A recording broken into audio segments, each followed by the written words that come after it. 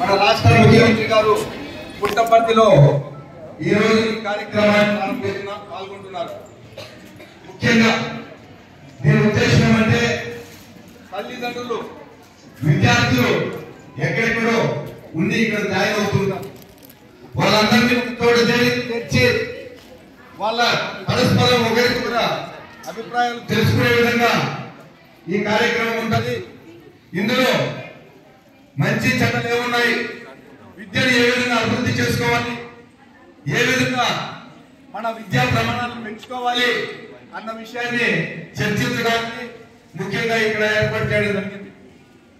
ఈ రోజు జరుగుతున్నటువంటి ఈ సమావేశంలో అనేక సమస్యలు మనం చర్చించుకోవచ్చు. ముఖ్యంగా మన ముఖ్యమంత్రి గారు మన రాష్ట్ర బడ్జెట్ లో అత్యధికంగా విద్యకు ప్రాముఖ్యతనిస్తున్నారు. అత్యధిక నిధులు విద్యకు ఇస్తున్నారు. ఎందుకంటే చదువుకున్న ప్రతి ఒక్కరికి విద్య, ఉద్యోగ, ఉపాధి అవకాశాలు రావాలని రాష్ట్ర విద్యాశాఖ మంత్రులు నారా లోకేష్ గారు ఎంతో కృషి చేస్తున్నారు. ఆయన కృషి ఏ విధంగా ఉందంటే ప్రతి స్కూల్లో ప్రతి ఒక్క విద్యార్థికి ఈరోజు మొట్టమొదటి రోజే స్కూల్ యూనిఫారం ఇవ్వడం జరిగింది. అదేవిధంగా స్కూల్ బుక్స్ ఇవ్వడం జరిగింది. గతంలో ఎప్పుడు ఈ విధంగా లేదు. చదువుకునే ప్రతి ఒక్క విద్యార్థికి ఎంతమంది పిల్లలు ఉంటే అంతమందికి తల్లికి వందనం పేరుతో 13,000 రూపాయలు వేయడం జరుగుతూ ఉంది.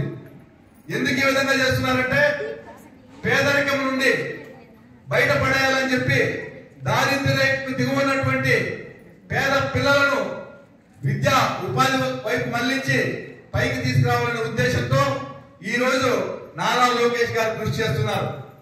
ఆయన కృషికి నిదర్శనమే ఈ రోజు ప్రతి ఒక్కరికి డబ్బులు పడ్డాయి. ఎవరికైనా మిస్ అయితే అవి రేపు పడతాయి. రేపు రోజు నాడు మిస్ అయినటువంటి వారు పడతాయి.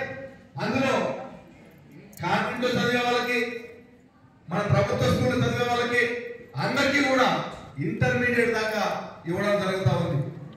విద్యకు ఆ విధమైనటువంటి ప్రాముఖ్యత ఉంది. ఇక్కడ ప్రభుత్వ స్కూళ్ళు ప్రైవేట్ స్కూళ్లకు ధీటుగా మనం ఏర్పాటు చేసి చదువు చెప్పించడం జరుగుతూ ఉంది. అదే ప్రైవేట్ స్కూల్లో ఒక 10th క్లాస్ టీచర్ను లేదా ఇంటర్మీడియట్ టీచర్ను పెట్టి చదువులు చెప్పించేస్తున్నారు. వాళ్ళకి ఎక్కువ ఫీజులు తీసుకుంటున్నారు. అదే మన ప్రభుత్వ పాఠశాలలో అయితే మనకు క్వాలిఫైడ్ టీచర్స్ ఉంటారు. ఎప్పుడైతే క్వాలిఫైడ్ టీచర్స్ చెప్తారో విద్య చక్కగా వస్తుంది. కాబట్టి తల్లిదండ్రులంతా ఆలోచించాల్సింది